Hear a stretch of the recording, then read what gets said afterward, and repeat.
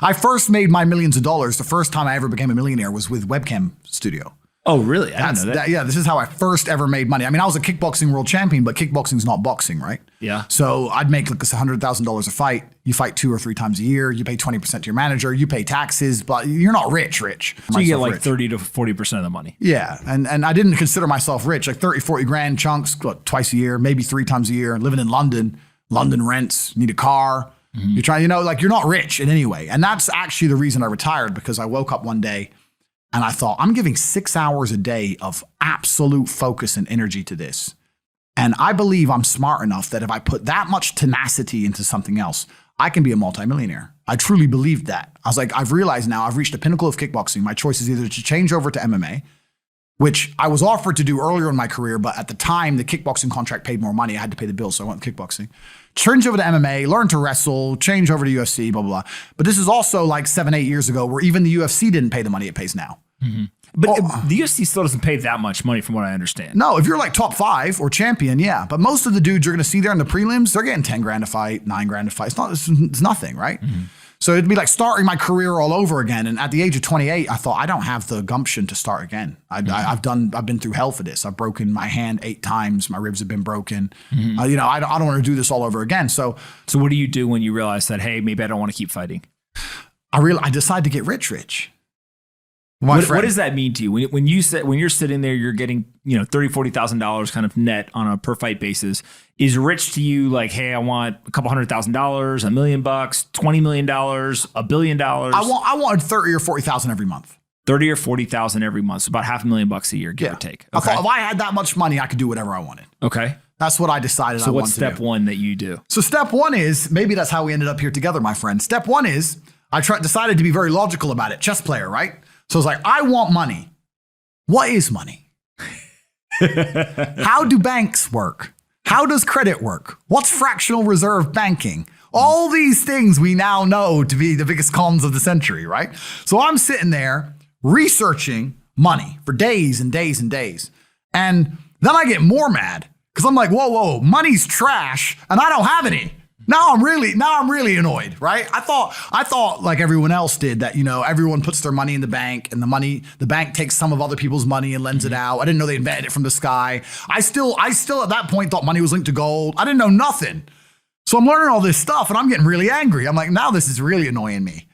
So anyway, I had a piece of paper there and I'm in my research phase and it start writing down some dude on YouTube. I don't know who he was, some dork. He was a pro gold guy. This is before, Bitcoin was probably around then, but like early. He was a pro gold guy saying buy gold, buy gold, buy gold.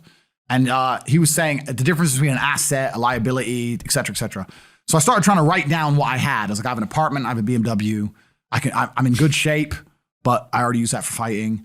What can I do? I can play chess. I'm just writing down the things I have and what I'm good at. And then I kind of realized, I was like, I've got like 8 girlfriends.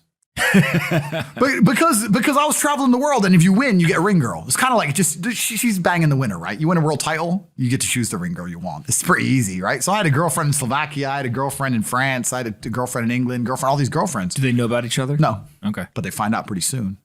So I had all these girlfriends, so I'm like, maybe I could open a strip club and like be a pimp, and, be a gangster about it, And then that opening a strip club that's literally the first thing you thought about was open a strip club? Well, I thought I have these beautiful girls. How can this is before like Twitch existed. Hmm. So I was like, what can I do with these hot girls? I was like, it's just an asset, right? There's these girls and a lot of them were messaging me. They thought I was this millionaire world champion. They all wanted to come London, live with me and thought I was a big boy millionaire and all this stuff. So it's like they do because of social media. Well, partially because of that. And also because they met me. I turn up, I fight, I win the world title, I leave. We're texting each other. They assume I'm this big boy, right? So I'm kind of like, what am I going to do? What am I going to do? I thought, man, I investigated strip clubs, way too much money. But this asset class of beautiful women was kind of on my mind for a few days. And then by absolute coincidence, I stumbled upon somewhere on the internet. I was on one of those websites where you used to download like free games and bullshit from. And in the corner somewhere it said, hot girls want to talk to you now or something. I said, hot girls. So I clicked on that, not because I was interested, but because I thought I have hot girls. And it was one of those webcam websites.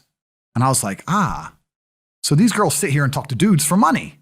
So I'm going to get my girls to sit. And they're naked. They're just talking. How does it work? It's 50-50. I mean, it depends on the girl, depends what she wants to do. But the majority of the job is not based around being naked. The majority of the job is based around being entertaining and being easy to talk to. And the guys who are talking to you need to find you, that you need to remember their name, remember their dog's name. You have to be smart. You can't just be a girl and be a bimbo and be naked and make money. You have to be really smart, charming, interesting, happy all the time, positive. Mm-hmm.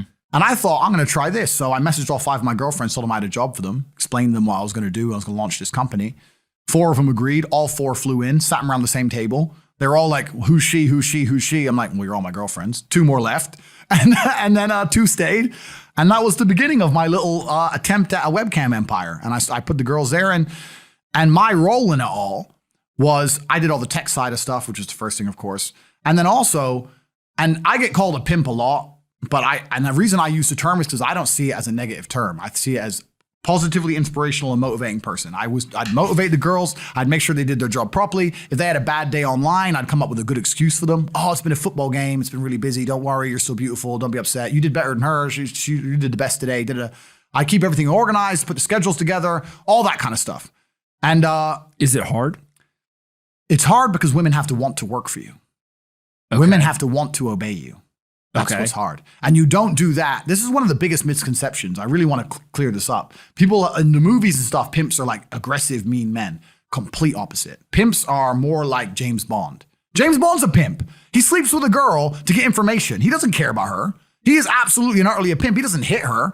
He makes her love him. She does what he wants. He uses sex as a weapon to reward her, and then he disappears. That James Bond is absolutely and utterly a pimp. So I say pimp because everyone calls me a pimp online, tries to go, haha, you're a pimp, like I'm gonna get offended. It's like, no, beautiful women wanted to work for me, and they wanted to work for me because I displayed supreme competence. And they knew if they worked for me, they'd make a lot of money.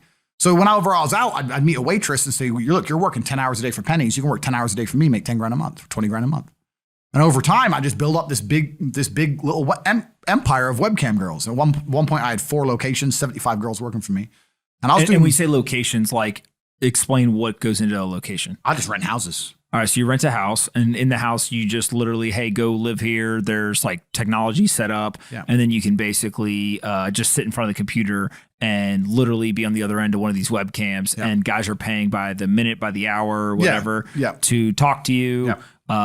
It's their choice whether they are doing it fully clothed, just talking, getting naked, whatever, and then you're taking some cut of it. Yeah, basically. So I had girls who would live in the house, and that was pretty impressive. I just broke down the webcam business. Bang, you done it, man. You nailed it. No background information. Yeah, you nailed it. You nailed it. You nailed it. So the girls who lived in the house would have set amount of hours they want to do, and then we'd have rooms that they could book in and do X amount of hours. A girl could come and do 1 a week or whatever. We'd have rooms they could share.